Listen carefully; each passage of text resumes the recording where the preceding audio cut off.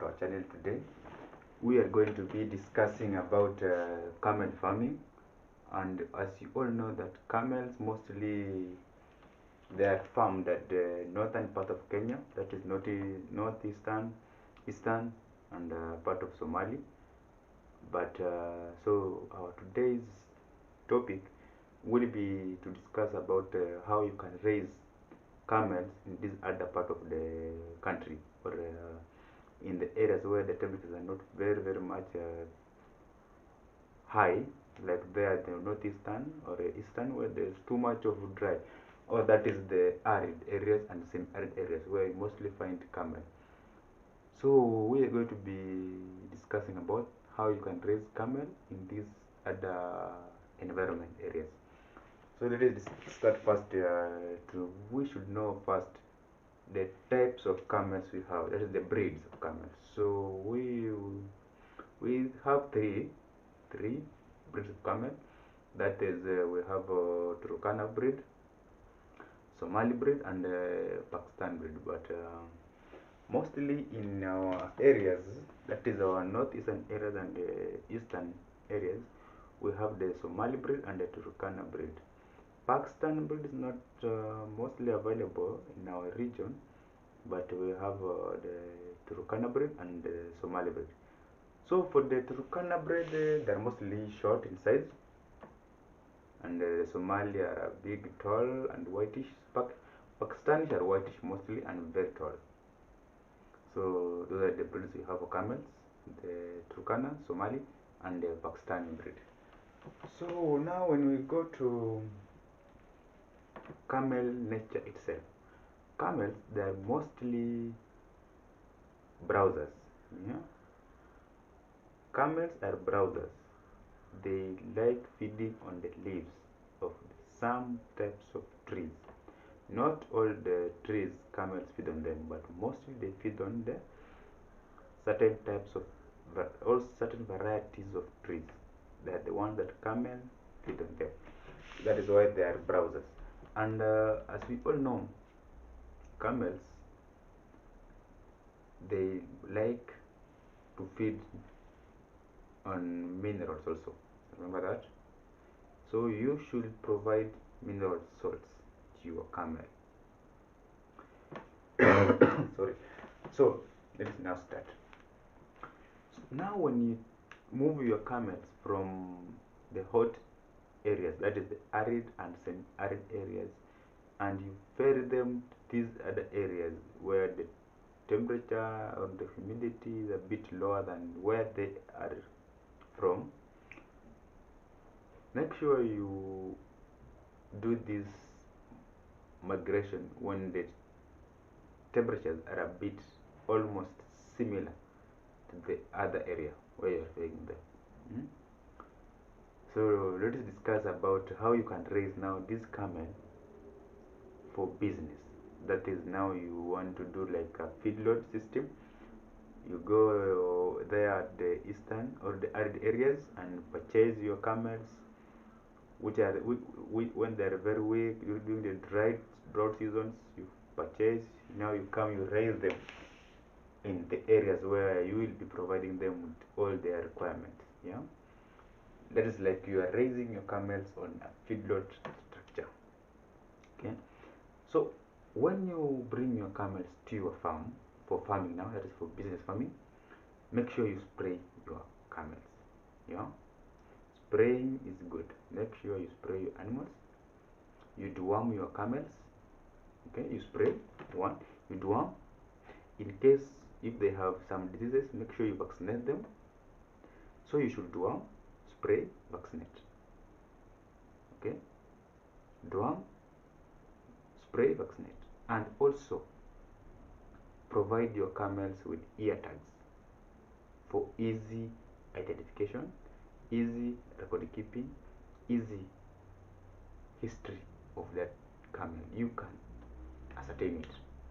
Okay, so now when you finish doing that, that is spraying, deworming, vaccinating, and tagging, remember these camels, where they are coming from, they were feeding on dry grass and leaves of other trees, that is, they were browsing. Now you should change the feeding mode to now the feeding mode of your choice. For our case, let's say that you want to change this camel to feed on silage. Okay, remember, it's not something easy to change a feeding formula or a feeding habit of a camel from feeding on grass and leaves now to feed on silage, but it's very easy. Yeah, first you need to have the grass in your area, that is hay in your area, and silage. So you will put hay in the pen where the camels are. You put hay like 3 bales, and you put silage also in some like 3 troughs. Day 1, day 2, day 3, day 4 you start reducing hay and increasing the troughs of silage. You reduce hay. After a month you will find that all your camels, they are feeding on silage, and as per that, the end of that 1 month you will be not giving them hay. You see, it is a systematic process of changing this habit. Now when you finish, or when you achieve the conversion of the habit, there you are now on a good way to go. Okay, now you'll be feeding your camels on silage and concentrate. Within 4 months you'll find that your camels are big, very very big. Okay, also you should provide them with clean water. You know, we have this mentality that camels don't drink too much of water, but that happens when they are in the arid and semi-arid areas. But when you take this camel and give it a zero grazing structure or a zero grazing unit, you will find that this camel will now be feeding like a cow or a bull. It will be needing water daily and feeding daily. You see, now this will fasten the growth. Okay, also don't forget to give your camel salts. Yeah, mineral salts, they like salts a lot. This also will boost their growth. Okay, remember another thing, for you now to say that this camel has reached a maturity period, that is 5 years. But now for your case, when you're dealing with the business, that is, let's say, commercial meat for camel selling, you just buy a puberty camel, that is 1.5 to 3 years.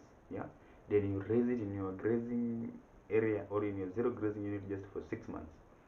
You find that before this camel reaches 4 years, before it is now the maturity age, you find that this camel has acquired the kgs you want for you to sell. You see, now you purchase from the market when it is 2 years. It stays in your chamber for 6 months or 4 months. Then you sell it when it is less than 3 years. That animal will be so big in those 6 months or 5 months, depending on the way you are feeding it. When it comes now to breeding, camels, there is something we call ratting. That is their way of mating. It's called ratting. And one bull or one male camel requires 10 females. That is a ratio of 1 to 10. You see?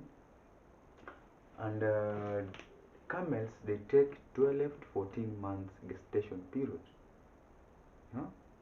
So you find that some can take 12 months, some 13, some 14. You know, camels, they doesn't have a specific duration like 9 months for humans or for bulls. They vary from 12 to 14 months. Okay, so don't forget to follow the management practices of livestock in general. That is, camels also, it is also livestock. So make sure you follow all the management requirements for all the animal farming or animal doing business. Sorry for that notification. So another thing, make sure the pens are clean.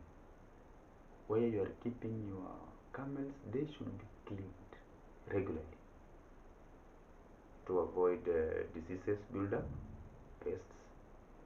Okay, and also follow the deworming program. Don't hesitate deworming. Remember, you are feeding you are feeding these camels like the way you are feeding your dairy animals, your bulls or feedlots, your chicken. So deworming is also good. Don't forget to deworm. Another thing also, you should be very close to your veterinary, because also camels, they have a big challenge when it comes to weather variation. So make sure you are close with your veterinary officer to guide you on the best ways of dealing with the changing of environment, not eating very well, yeah, these deworming practices, vaccination practices, general health of the camel. Make sure you are close with your veterinary personnel. That will also help you increase the growth of your camels. Another thing, camels mostly get affected with this foot and mouth disease. Remember, foot and mouth disease occurs during the wet seasons, and as you know, when there is too much of dry, or there is no water, that is, when a little rain comes, you find that there's some mud on the environment or on the outside or in the pens. If your pen is not made of concrete, you find there's some mud. But when you are doing good cleaning, there will be no mud. So make sure you do proper cleaning. Hmm? Sorry, and also don't forget to have what to have this water bath. Yeah, on the entry to your pen, make sure you have a water bath. This water bath usually helps you to control this disease. It helps a lot in controlling that. So don't forget to handle your camel very well. Camels are very much productive, very much productive. Yeah, they are very much productive. So my friend, don't forget to subscribe, like, comment, and we will be back with more information about camel, about sheep, goat, bulls, dairy farming. We'll be discussing every aspect of farming. See you in our next video. Don't forget to subscribe. Goodbye. I love you guys.